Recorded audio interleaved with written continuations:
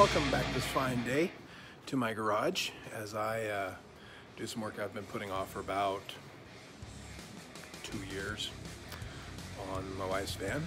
So let me take you on with me and show you what the problem is first. All right there, those three lights. ESP, BAS, ABS, and I believe traction control.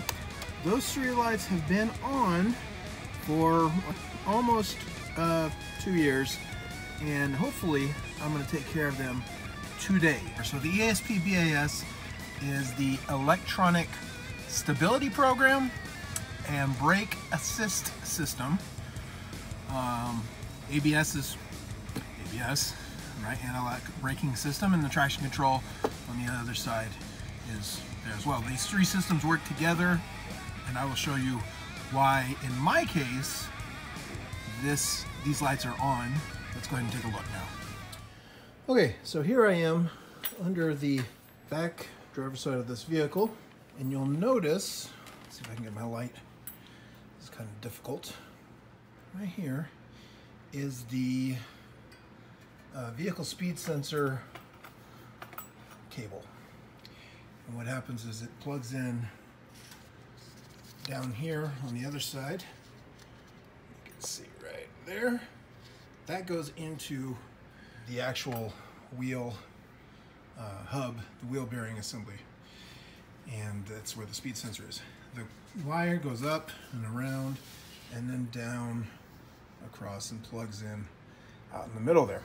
When I installed the new bearing assembly, I noticed that this was hanging down in very close proximity to the wheel. But there was enough space, I figured it wouldn't be a big problem. However, what ended up happening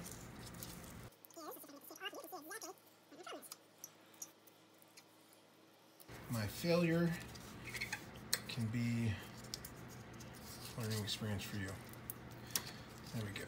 So you can see here that wire is very compromised because it was hanging down and rubbing against the wheel as we drove along. So what I'm going to do today is I'm going to replace this entire speed sensor connector wire so that those lights go off and everything works appropriately. Now the thing about this is though, when I bought this bearing assembly, there's a tag on it that says that the wheel speed sensor is a non-serviceable item. So basically if it goes out, you have to replace the entire bearing assembly. Well, I'm cheap, and being that this is a fairly new assembly, although right now it's not as new, and a new Timken rear assembly is just around $100. So by going to the parts store and getting this replacement cable, I'm hoping to save a little bit. If it doesn't work, if there's a problem, I can get a new hub assembly and take care of it. But I'm trying to save some money on this. I realize that by removing the wheel sensor, that Timken will not provide any warranty service on this wheel bearing should it go out. So I'm taking full responsibility. I'm holding that on myself and not putting that on the company. But I'm gonna hope this takes care of the problem. The wheel bearing should be fine, and we'll get this done.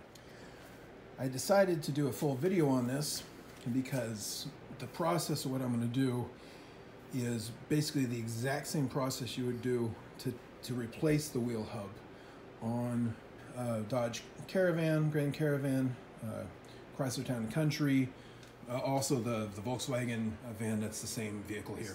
The first step is you're going to need to jack up your car, take the tire and wheel off. Now what we need to do is remove the brake caliper and the mounting bracket and the rotor, and then I'll be able to get to the wheel hub, which is behind the rotor, and take that off.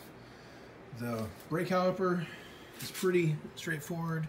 The caliper mounting bolts are here, and then the bracket mounting bolts are here. There's just 2 of each. I'm going to take those off, remove the whole assembly. What I'm probably going to do is hang it in the back, use some zip ties to hang it up, then just take the rotor off. It comes right off. So, all right, so I got the brake caliper and the rotor off. You can see the hub here is exposed.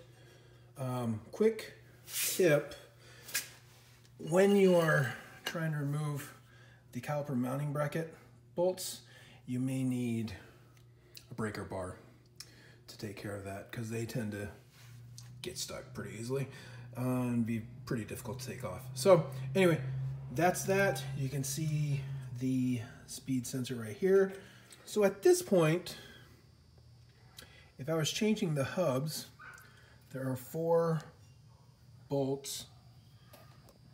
There's another one there, and another one. You can't really see. Well, yeah, you can right there. There's 4 bolts that you need to remove in order to pull this whole hub assembly off. It removes right there. You can see I had some issues getting the original one off. The access to those is actually back here. I'm looking at the lower control arm. You see these 4 holes. You can actually access the bolts through these holes.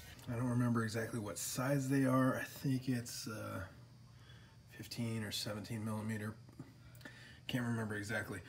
But I think what I'm going to do at this point is actually try to remove this sensor without removing the wheel hub. So what I'm going to do is I'm going to clean around this a little bit, get a brush out, clean around the sensor so there's nothing that could possibly fall into the wheel bearing assembly, and then take out that little hex head screw and see if I can swap in the new one. All right, and just like that, I have the old one out. Let's see if I can show you real quick. Here's the old sensor, pulled it out, installed the new one. I'm going to put this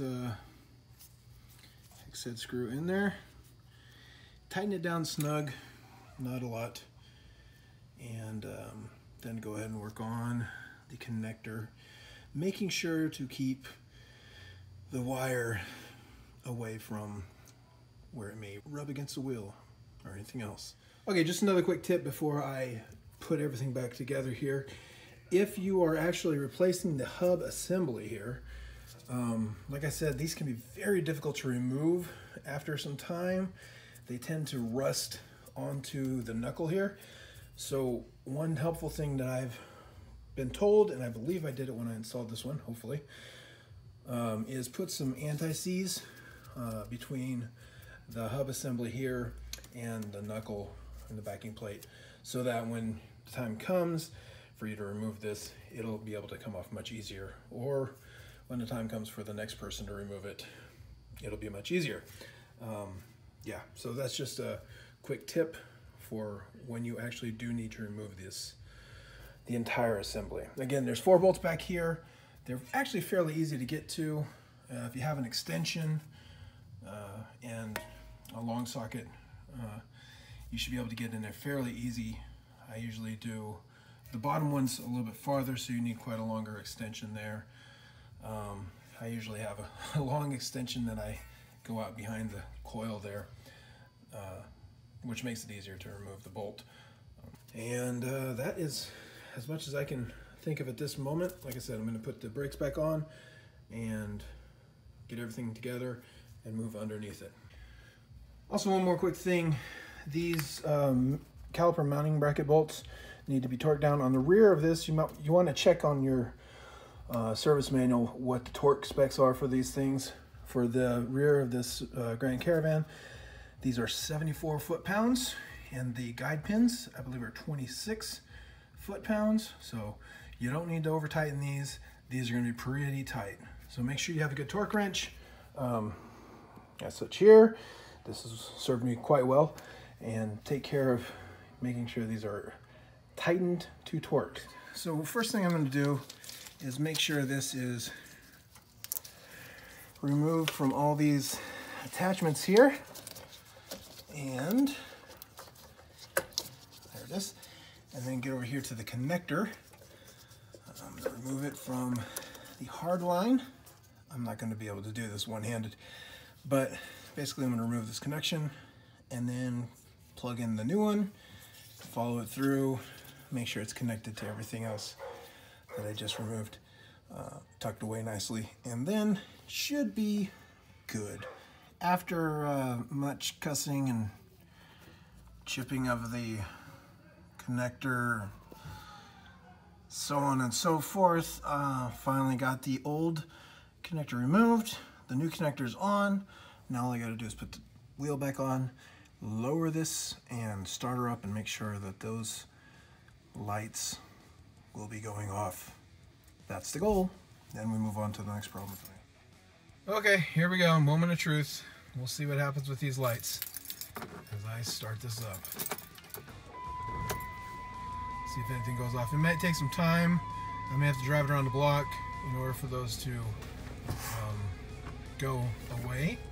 So I'm going to go ahead and do that right now and then see what happens. Alright, I've taken it for a little bit of a drive, moved around the parking lot here a bit, and I have to say, for the first time in a long time, there are no lights in that cluster area.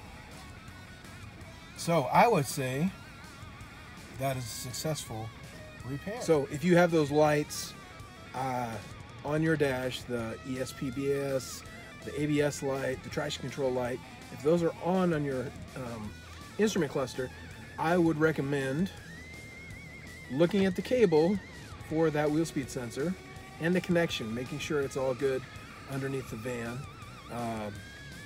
So, because it could be that cable, which was my case, or it could be the wheel speed sensor itself, I suppose, or there could be something wrong with the entire hub assembly, wheel bearing assembly there. If I didn't see anything wrong with the cable, I would probably assume it was the wheel bearing itself and the hub assembly, and I would go ahead and repair that. I am excited because I have successfully taken care of those lights that have been going off for literally over 2 years. But so far so good. There are no lights on the dash at this time. Now, I have a few other things that need to be taken care of on this van, and we'll have to take care of those at another time.